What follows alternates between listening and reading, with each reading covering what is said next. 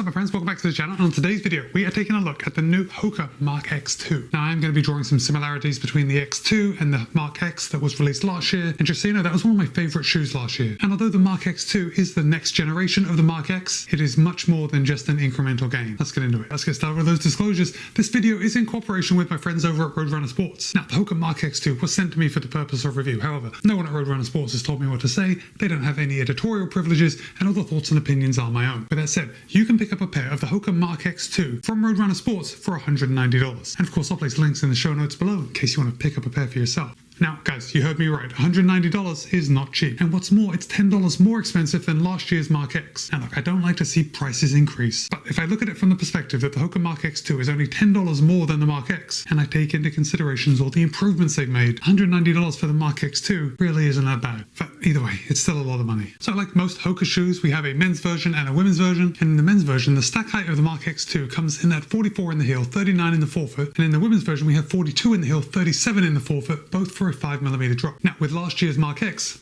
it's difficult to tell just by looking at them, but the Mach X2 has 5mm more stack height than last year's Mach X. And the new Mach X2 is lighter than the old Mach X.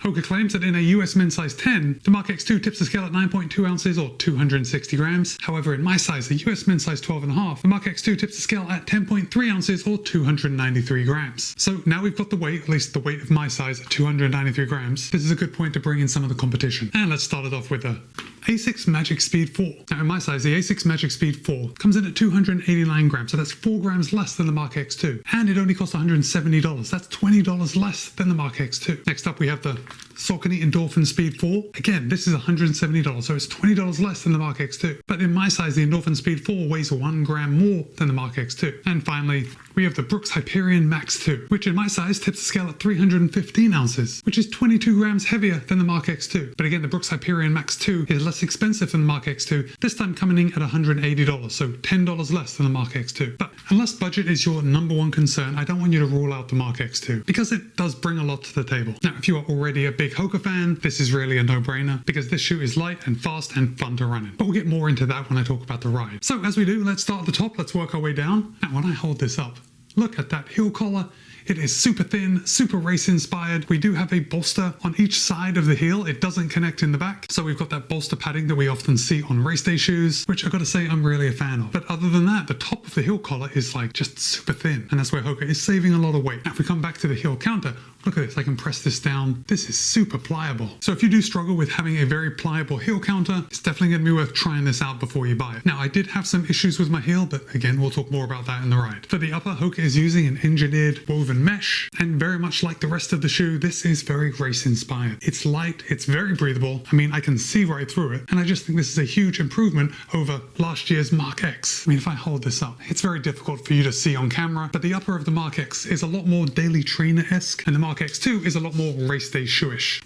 As far as overlays go, there really aren't that many. We got the branding, got the bird on the medial side, we've got an underlay coming around the toe box, got some underlays just coming around this heel. Now it's just giving it a lot of reinforcement, but it's really not providing any structure to speak of. And then of course along the eyelet chain, we've got a lot of reinforcement just so you can cinch those laces down without tearing the upper. The tongue fits right in line with the rest of the shoe. It is just super thin, super breathable. And I gotta say, there is no padding on this tongue. It's just like a very thin piece of suede. And we do have a lace loop right on the front, and the tongue is gusseted. Now, I didn't experience any issues with the tongue. I liked how light it was. I liked how breathable it was. But maybe if the tops of your feet are sensitive, this tongue having no padding, I see could be an issue for some people. But for me, no problem at all. I actually liked everything about this tongue. The insole is removable, which is good if you want to put in your own insoles or you like to take them out to dry them out, as I do when I'm done running. And the laces. The laces are actually something a little different. The laces on the Mach X2 are kind of soft and puffy. It seems like they have more stretch than an average lace. And I've got to say, when I first looked at these laces, I looked at them as like a long thin sponge. Like that's what it kind of feels like, that it would soak up a lot of water, or sweat in our case. But I've got to say, I didn't really notice anything negative about them when I was running. The laces locked down, they stayed tied, and that's exactly what I'm looking for when I think of a good pair of laces. They just look and feel a little different than what I'm used to. Oh, I do want to say that the HOKA Mach X2 does fit true to size, and my usual disclosure is that they fit true to size as far as HOKA shoes go. I wear a US men's size 12.5 in most HOKA shoes, and for most other shoes, I wear a US men's size 13. But if you have worn a HOKA shoe before, go with that size. sizing, you won't go wrong. Something that is worth mentioning on the HOKA Mach X2 is the toe box. I found that I did have plenty of room. Now, I've been testing a lot of HOKA shoes at the moment, and I have found that a few of them seem to be a little more narrow in the toe box. And specifically, I'm thinking about the Skyflow, the Rincon 4. I definitely had more room in the HOKA Mach X2 than I did in either of those shoes. In fact, when I think about the HOKA CLO X1, that's really what I think about when I'm putting on and running in the Mach X2. So in my experience, the Mach X2 really is the training partner to the race day CLO X1. But strangely enough, the CLO X1, the race day shoe, like the pinnacle go fast shoe in HOKA's line, in my size weighs 33 grams more than the Mach X2. Okay.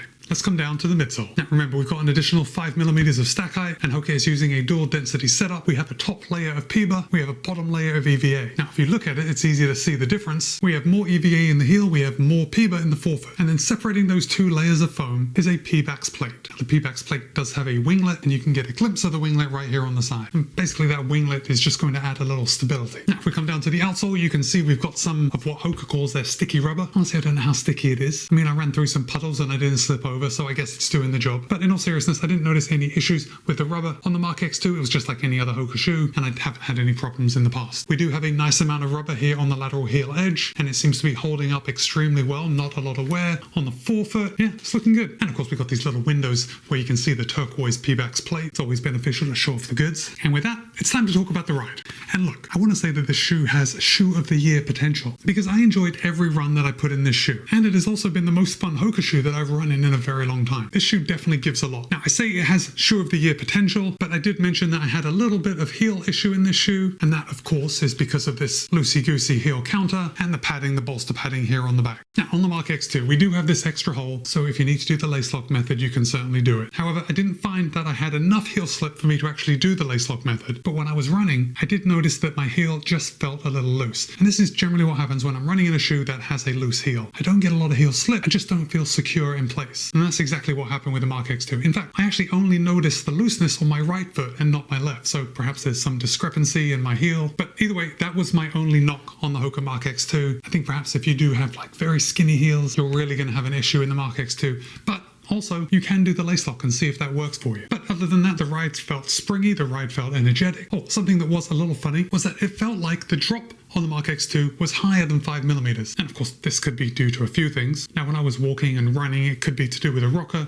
Maybe it's just rolling me through my gait cycle very smoothly. But I think more likely it's because we have more PIBA in the front, and that PIBA is substantially softer than the EVA. So the front of my foot is going to compress that PIBA more than my heel is going to compress the majority EVA, which could make the effective drop greater than the 5mm stated drop. I don't know. I didn't notice any downside or benefit from it. The shoe felt really good, but that was just something I felt when I first put them on. Now, I did take the Mach X2 out for several workouts and of course a couple of easy runs. And the easy runs in the Mach X2 were absolutely fine. I think you could use this shoe as kind of like a do-it-all, but it really excels when you pick up the pace, when you want to start running fast. And that's because you get to utilize this PIBA foam at the front and you get to load this P-Bax plate a little more, and it gives you a little propulsion. But as I said, at easy paces, the shoe just felt comfortable. This rocker makes running in the shoe a real treat, very easy. And overall, this really is a super update to the Mach X. Oh, and if by any chance you are a HOKA designer, I did have an idea about how you could improve the Mach X2, but I know that's going to have to be the Mach X3 and you're going to make bigger changes than this. But let's just go back to the CLO X1. Now, the heel counter on the CLO X1 is actually fairly rigid, and of course that adds a little weight. Now if you were to add the heel counter from the CLO X1 and put it in the Mach X2, I think you would get rid of all that heel slip. I mean, you could also make that heel just a little narrower, but I think for a lot of people, having a slightly rigid heel counter would really fix the issue. Anyway, now it's your turn. I want to hear from you. Did you run in last year's Mach X? Are you thinking about picking up a pair of the Mach X2? Drop a comment and let me know. But for now, it's Matt B. This has been my review of the HOKA Mach X2. Be kind, be happy, run well. I'll see you in a couple of days.